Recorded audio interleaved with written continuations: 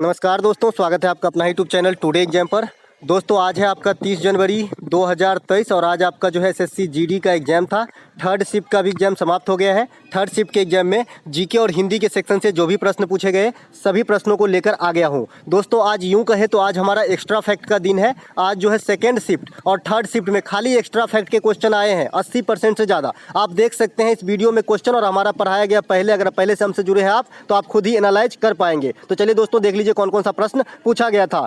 एक प्रश्न पूछा गया था कि गोवा के वर्तमान मुख्यमंत्री कौन है। मैं सब दिन इस बात पे जोर देता रहा कि भाई गोवा के मुख्यमंत्री जरूर पूछे जाएंगे क्योंकि गोवा का फेस्टिवल का समय समाप्त हो चुका है। ठीक है, तो गोवा के जो वर्तमान में मुख्यमंत्री है ये आपका प्रमोद सावंत है। ये जैसा कि आप जानते हैं कि विधानसभा चुनाव गोवा में भी 2022 में हुआ था और फिर से प्रमोद सावंत ही वहाँ के सीएम बने थे। और अभी जो राज्यपाल है गोवा के ये अभी श्रीधरन पिल्लई साहब जो है गोवा के राज्यपाल है। अब गोवा के बारे में थोड़ा सा और रीड करते हैं। मैं सब दिन आपको रीड करवाता था गोवा के बारे में, आज छप गई। प्रमुख त्यौहार आपका सिमगो है, सो जाजाओ है। इसके अलावा एक आम्र फेस्टिवल होता है। आम्र फेस्टिवल क्यों मनाया जाता है मैं ये पहले बताया था कि गोवा जो है उसके साइड में रत्नागिरी जगह होती है जहाँ की हापुस आम बहुत फेमस होता है और जब ये आम पकती है तो उस समय आम्र फेस्टिवल का आयोजन किया जाता है। गोवा सभी भारतीय राज्यों में क्षेत्रफल के हिसाब से सबसे छोटा है।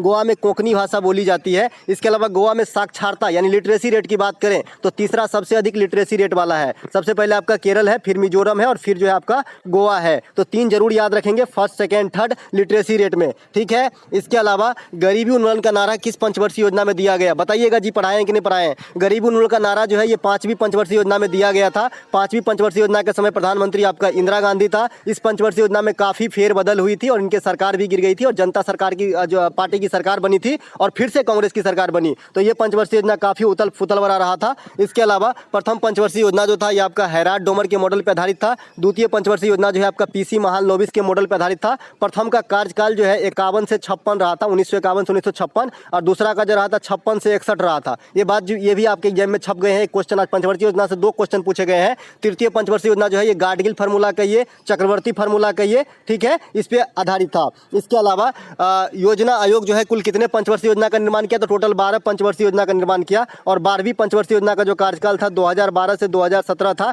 और इसे जो है बीच में ही टर्मिनेट करके 2015 में योजना आयोग को ही समाप्त कर दिया गया और नीति आयोग की स्थापना कर दी गई। और नीति आयोग के अध्यक्ष भी कौन होते हैं, तो पीएम होते हैं। और प्रथम उपाध्यक्ष कौन बने थे, तो अरविंद पनगड़िया जी जो है आपके प्रथम उपाध्यक्ष बने थे। और प्रथम सीईओ कौन बने थे, तो सिंधु श्री खुल्लर जो है प्रथम सीईओ बने थे। तो ये बात सब आपको ध्यान रखना है। इसके अलावा सांची का स्तूप किसने बनाया, ये भी बताए हैं जी, है ना, कल ही बताए थे जी। तो सांची का स्तूप जो है ये आपका मौर्य सम्राट अशोक ने बनवाया था। मैं ये भी जोर डाल के बता रहा हूँ कि सांची की स्तूप की खोज कब हुई, ये भी आपसे पूछा जा सकता है एग्जाम के अंदर। तो 1818 ईस्वी में खोज हुई थी। हालांकि बनाया गया था पहले, लेकिन खोज उभर कर जो आया ये 1818 ईस्वी में आया। ठीक है, सांची की स्तूप कहाँ है, तो मध्य प्रदेश में है। और आपको मैं याद होगा कि मैं उदाहरण क्या दिया था कि मध्य प्रदेश में जो है सांची मिल्क पार्लर चलती है, जैसे बिहार में सुधा मिल्क पार्लर, उसके बाद जो महाराष्ट्र में मदर डेयरी वगैरह चलती है, उसी प्रकार से मैं उदाहरण दे के समझाया था कि भाई कहाँ है ये और कौन खोजा है। अशोक ने कलिंग युद्ध कब किया था, 261 बीसी में किया था। अशोक ने बौद्ध धर्म की दीक्षा किससे ली थी, उपगुप्त से ली थी। और कब ली थी,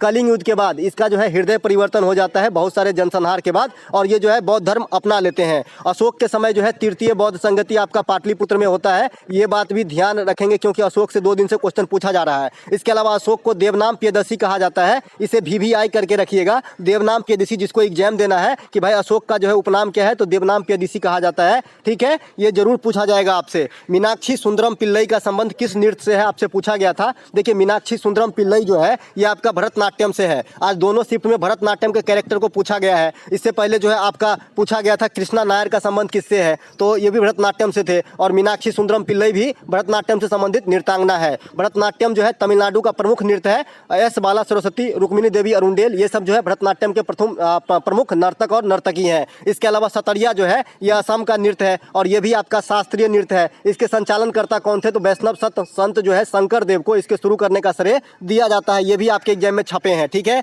इसके अलावा कथकली के जो मेन कैरेक्टर है, बहुत सारे कैरेक्टर हैं वैसे तो, लेकिन जो प्रमुख कैरेक्टर हैं शंकर नारायण, कृष्णन कुट्टी, शांता राव, ये सब जो है आपका किसके, कथकली के जो है प्रमुख नर्तक हैं। इसके अलावा शास्त्रीय नृत्य कितने हैं, 8 हैं। ये आपको जरूर याद होना चाहिए क्योंकि आगामी समय में जो अभी एग्जाम देंगे तो यहाँ से क्वेश्चन पूछा जाता है कि कौन शास्त्रीय नृत्य है। ये 8 नृत्य कौन सा है, तो साउथ का सबको उठा लेना है। मोहिनीअट्टम, कथकली, कुचिपुड़ी, इसके अलावा कथक, ओडिसी, मणिपुरी, सतरिया, ये सब जो है आपका शास्त्रीय नृत्य के अंतर्गत आ जाता है। इसके अलावा सोनल मानसिंह, संजुक्ता पनीगिरी, ये सब ओडिसी के जो है प्रमुख नर्तकी हैं। इसके अलावा एक प्रश्न आपसे पूछा गया था, सोनपुर पशु मेला का आयोजन किस राज्य में होता है? काफ़ी एनिशिएंट क्वेश्चन है, काफ़ी पुराना क्वेश्चन है। मैं बेसिकली बिहार से ही बिलोंग करता हूँ, तो सोनपुर मेला का आयोजन बिहार के सोनपुर में होता है, जो हाजीपुर के पास है। और यहाँ पे जो है ठंडी के महीने में मेला लगता है। और सबसे बड़ा पशु मेला, दुनिया का सबसे बड़ा पशु मेला जो है आपका सोनपुर पशु मेला ही है। भारत में सबसे बड़ा मेला अगर आपसे पूछा जाएगा तो कुंभ मेला होगा। ठीक है, पशु शब्द को अगर काट दें तो कुंभ मेला हो जाएगा। कुंभ मेला एक जगह नहीं, 4 जगह लगती है। प्रयागराज जो इलाहाबाद है, उज्जैन महाकालेश्वर के दरबार में, नासिक त्रिमकेश्वर और हरिद्वार लगता है आपका, 4 जगह लगता है आपका कुंभ मेला। इसके अलावा भारत का सेकंड सबसे बड़ा मेला अगर पूछा जाएगा तो मेदराम यात्रा मेला, ये पर कहाँ पर होता है? तो ये तेलंगाना के अंदर होता है। ये 4 दिन तक चलती है और ये भारत की सबसे बड़ी दूसरी जो है मेला है। इसके अलावा धनु यात्रा त्यौहार कहाँ होता है? तो ये आपका उड़ीसा में होता है। तो जो भी मिलता जुलता फैक्ट है मैं साथ में क्लियर करता चलूंगा, ताकि आप गलत आंसर टिक करके मत आना मेरे भाई। ठीक है, सवाल आपकी जिंदगी की है। इसके अलावा एक प्रश्न आपसे पूछा गया था, 2011 की जनगणना के अनुसार भारत का साक्षरता दर क्या है? देखिए मैंने कल ही बताया था, समग्र साक्षरता दर बता दिया था, और ये भी बता दिया था एक नहीं याद रखना है आपको, पहला 3 याद रखना है और लास्ट 3 याद रखना है। यानी सबसे कम में भी 3 और सबसे ज्यादा में भी 3, क्योंकि यहाँ से क्वेश्चन जो है आपको एग्जामिनर बहुत चालाक हो गए हैं, सेकंड लास्ट पूछ देता है या फिर सेकंड पूछ देता है। ठीक है, तो इसके अलावा जो 2011 की जनगणना के अनुसार जो समग्र साक्षरता दर है ये 74.04 है। ठीक है, इसके अलावा पुरुष साक्षरता की बात करें तो 82.1% है, और महिला साक्षरता की बात करें तो 65.4% है। अब ओरिजिनल खेल यहाँ से फिर से समझने की बात शुरू होती है आपका, कि सबसे अधिक साक्षर राज्य तो केरल है, दूसरा कौन सा है? तो मिजोरम है, तीसरा कौन सा है? तो गोवा है, जो मैं गोवा के बात में, गोवा वाले में चर्चा कर ही लिया था। सबसे कम साक्षर राज्य बोलेगा तो ओवरऑल बिहार होता है, और सबसे कम मेल साक्षर राज्य बोलेगा तो भी बिहार होता है, और दूसरा सबसे कम साक्षर राज्य आपका अरुणाचल प्रदेश होता है, और तीसरा कौन होता है? राजस्थान। लेकिन यहाँ पे एक बात ध्यान देने योग्य है, अगर एग्जामिनर आपसे ऐसा क्वेश्चन कर दे कि सबसे कम साक्षर महिला साक्षर वाला भारतीय राज्य कौन सा है, तो राजस्थान हो जाएगा। समझ में आ गया बात? सबसे कम साक्षर बिहार, सबसे कम पुरुष साक्षर बिहार, और सबसे कम महिला साक्षर राजस्थान। ठीक है, ध्यान रखने वाली बात है। इसके अलावा यही चीज मैं लिखा हूं कि सबसे कम महिला साक्षरता जो है राजस्थान है। सबसे अधिक साक्षर केंद्र शासित प्रदेश की बात करेंगे तो लक्षद्वीप है, यहाँ पे 91% से भी ज्यादा साक्षरता है। इसके अलावा सबसे अधिक जनसंख्या जो है उत्तर प्रदेश का है, और यूनियन टेरिटोरीज की बात करेंगे यानी केंद्र शासित प्रदेश की, तो दिल्ली में सबसे अधिक जो है जनसंख्या है। इसके अलावा दूसरा स्थान पे आ जाता है आपका पुदुचेरी आ जाता है, और तीसरा स्थान पर जो है चंडीगढ़ आ जाता है। तो ये बात भी आपको ध्यान रखना है। इसके अलावा अगर ओवरऑल सबसे कम जनसंख्या वाला बात करेगा तो सबसे कम जनसंख्या जो है आपका सिक्किम का हो जाता है, ये बात भी आपको ध्यान रखना है। ठीक है, इसके अलावा सबसे कम दशकीय वृद्धि वाला बात करेंगे तो नागालैंड की सबसे कम दशकीय वृद्धि रही थी 2011 की जनगणना में। यहाँ पर जो है बढ़ने के बजाय जो 0.6% जो है घट गया था जनसंख्या, ये बात भी ध्यान रखना है। ऋणात्मक जनसंख्या दशकीय वृद्धि वाला राज्य अगर आपसे पूछा जाए तो नागालैंड करके आना है। कमल का पर्यायवाची शब्द पूछा गया था, तो नीरज, जलज, पंकज जो है कमल का पर्यायवाची शब्द होता है, सब दिन पूछा जा रहा है। ये भारत का केंद्रीय बैंक बताया जी, भारत का केंद्रीय बैंक आरबीआई के बारे में तो आप लोग मास्टर बन गए होंगे जी, है ना। तो आरबीआई जो है भारत का केंद्रीय बैंक इसे कहा जाता है, इसे बैंकों का बैंक कहा जाता है। क्या कहा जाता है? बैंकों का बैंक कहा जाता है आपका आरबीआई को। इसके अलावा रिजर्व बैंक ऑफ इंडिया की स्थापना कब होती है? 1935 में होती है, और राष्ट्रीयकरण कब होती है? तो 1949 में होती है। दोनों बात ध्यान रखेंगे। इसके अलावा वर्तमान में जो इसके गवर्नर कौन है? तो शक्तिकांत दास जो है ये 25वें गवर्नर है आरबीआई के वर्तमान में। अगर आपसे कोई पहला गवर्नर पूछ ले तो ओसवर्ण स्मिथ जो है ये पहला गवर्नर थे आरबीआई के, और प्रथम भारतीय गवर्नर पूछे तो सीडी देशमुख साहब जो है ये आपके प्रथम भारतीय गवर्नर बने थे आरबीआई के। आरबीआई की हेडक्वार्टर की बात करेंगे तो मुंबई में स्थित है। इसके अलावा इसके नोट छापने की और मिंट कई जगह है, मुंबई में है, सालबोनी में है, देवास में है नोट छापने वाली, है ना। तो ये सब तो एक अलग बात हो गई। इसके अलावा जो इसके प्रमुख काम है, इसके प्रमुख कामों में क्या है? सबसे पहले एक चीज और देख लीजिए, आरबीआई को जो है अंतिम ऋणदाता बैंक भी कहा जाता है। ये आपके एसएससी एमटीएस में आया हुआ क्वेश्चन है कि अंतिम ऋणदाता बैंक किसे कहा जाता है। इसके अलावा आरबीआई जो है बैंक दर जारी करता है, मौद्रिक नीति बनाता है, रेपो रेट जारी करता है, रिवर्स रेपो रेट जारी करता है। इसके बाद जो गोल्ड बुलियन वगैरह होते हैं, जो विदेशी मुद्रा होती है,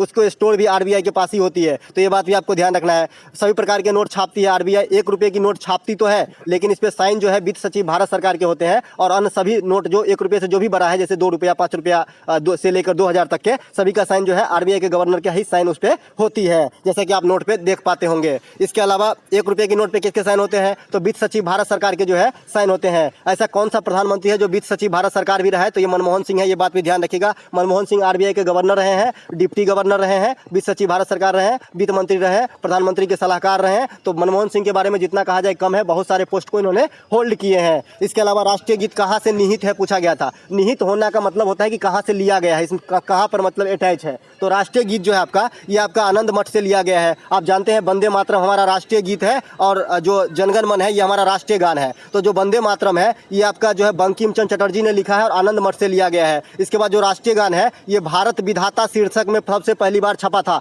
आपसे एसएससी क्वेश्चन करता है कि राष्ट्रीय गान सबसे पहले कहाँ छपा था, कहाँ से लिया गया है, तो भारत विधाता शीर्षक से छापा गया था। और इसके राइटर जो है रविन्द्रनाथ टैगोर साहब है। रविन्द्रनाथ टैगोर को जो है गुरुदेव भी कहा जाता है। और गुरुदेव की उपाधि कौन दिया था, तो एमके गांधी दिया था। मोहनदास करमचंद गांधी जो है रविन्द्रनाथ टैगोर को गुरुदेव की उपाधि दिया था। रविन्द्रनाथ टैगोर ही है जो भारत के लिए सबसे पहले नोबेल पुरस्कार जीते थे आपका 1913 में गीतांजलि राइट करने के लिए। दोस्तों अगर लग जाए, दिल को छू जाए कि एक्स्ट्रा फैक्ट वास्तव में मैं आपको सभी काम के बताता हूं, तो लाइक जरूर कर दीजिएगा। लाइक करने में कोई कंजूसी नहीं कीजिएगा। राष्ट्रीय गीत जो है सबसे पहले कहाँ गाया गया था, तो कोलकाता अधिवेशन 1896 में। और इस अधिवेशन की अध्यक्षता कौन कर रहे थे, तो रहमतुल्लाह सयानी कर रहे थे। कौन कर रहे थे, रहमतुल्लाह सयानी जो है इस अधिवेशन की अध्यक्षता कर रहे थे।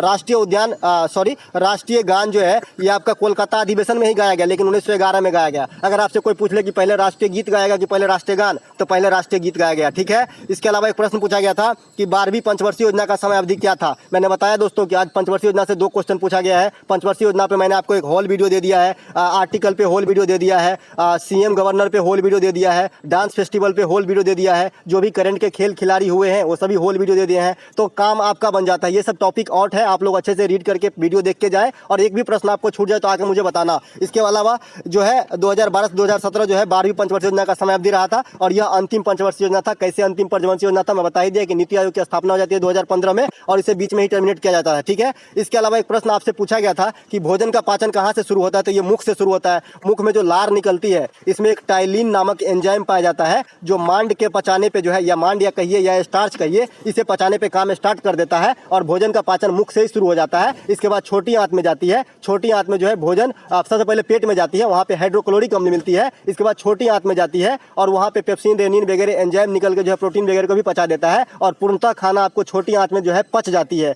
ठीक है। तो ये बात सब आपको ध्यान रखना है। मिलेंगे दोस्तों एक नए वीडियो में, तब तक के लिए जय हिंद। अगर अच्छा लगा तो लाइक कर लीजिएगा। और PDF आप हमारे टेलीग्राम चैनल से कोई पैसा नहीं, निःशुल्क आप ले सकते हैं।